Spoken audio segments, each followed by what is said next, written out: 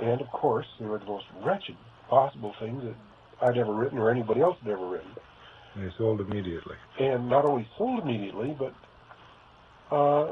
this is how I got down 20th Century Fox. I was mentioning I worked for 20th Century Fox. They picked up one of these stories for a movie sale, mind you. And it was the most miserable story that could ever be conceived. I gather then this was when you were writing one of them, at least that one was a mystery rather than science No, fiction. it was so-called science fiction, but it was, this was way back 20 years or more ago. But it always amuses me when I think about my attempts to be one of these multiple word types. We were talking a couple of weeks ago. Robert Silverberg was on the show. Mm-hmm. Same thing. 1 year he wrote and published 2 million words. Oh, yeah. Silverberg is amazing. And now he's leaving the field. Well, he's not leaving the field. He stopped writing. Mm-hmm. Shadrach and the Furnace, last book. Mm-hmm. Have you thought about doing something of the sort, or are you just leaving the field? Yeah. I can't afford to. Can't afford to? No. When I make as much money as Silverberg does, then I'll start thinking along those lines.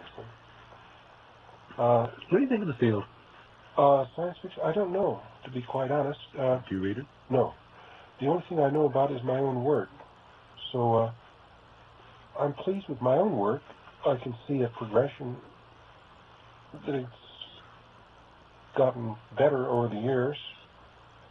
And now I'm to the stage of life where I'm scared, running scared that everything I write has to be as good as the last, or I figure I'm over the hill. So now it's going to be kind of anxiety-ridden, so to speak. Is an author qualified to make that judgment? Who else? The public? Well, that's debatable, but I suppose, again, you have to go by the testimony of the bank account.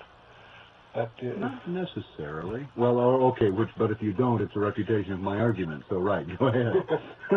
Yes, which side are you arguing with? But actually it works out, as far as my own career, so to speak, goes, that the better I feel I've gotten to be as a writer, the more money I'm making. And I'll probably never be wealthy, but over the last few years I've become a lower middle class type, you know. Probably don't make as much as you fellas do, but oh well. He's back to fantasy again. But anyway, it's at least I can survive. As a matter of fact, Barry Malzberg says in there that talks about survival in your writing.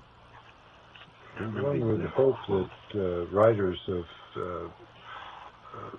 small enough output that most of us haven't heard of them would be making some sort of a living in this field, and people with the well-known name such as you have would be very obviously making a great deal of money in the field. And once again, we're back to a sort of a semi-political statement, but isn't it a shame?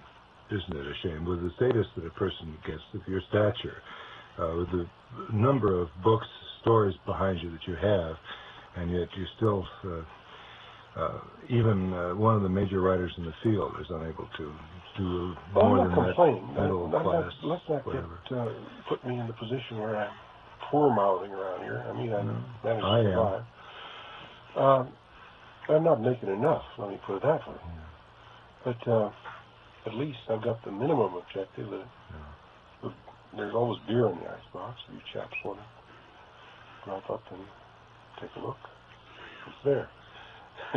But now, actually, there's very few science fiction writers that have made any real money at it.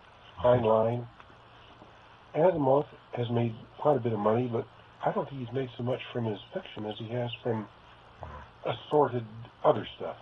Silverberg made a great deal of money, and he tells me he's made most of his money out of his non-fiction rather than his fiction. Frank Herbert has made a great deal of money. He's made it primarily out of his, first of all, he made a reputation with a book called, I think it was originally Under Pressure. It was called Dragon in the Sea or something like that. This established his reputation, and then he produced Dune, which of course was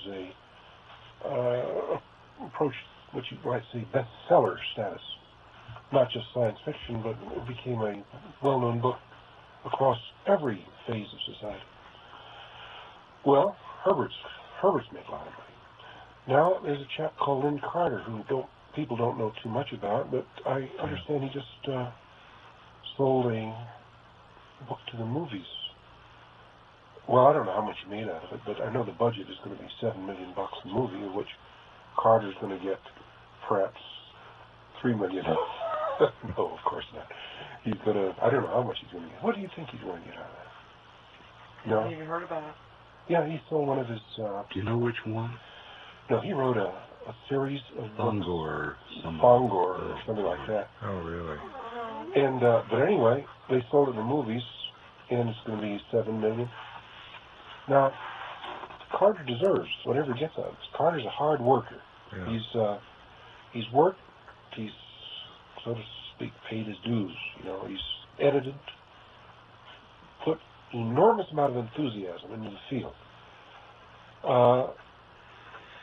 I haven't read these particular books, so I'm not in a position to comment upon them. But if he has sold them and gets the money out of them, I applaud him. I'm glad he does. There's other people that I think don't deserve the money they get, you know, from movie sales. But Carter, he's earned it, as Frank Herbert has, of course. Isn't there a difference in quality, though? Herbert's writing is good.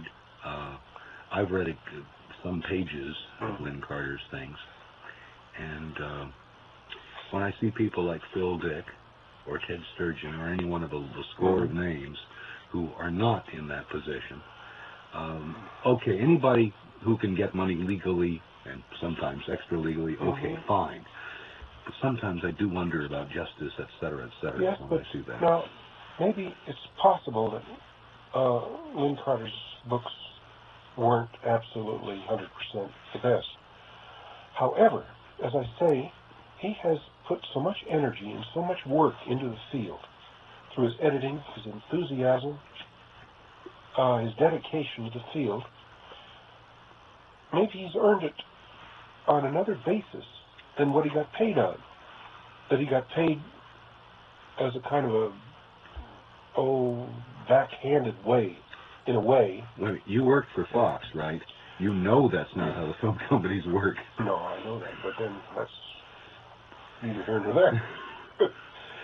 there. Anyway, Carter earned anything he gets from there. Whereas, well, I won't mention any names, but I know other people that I think haven't earned what they've gotten from these lightning strokes of fortune, so to speak.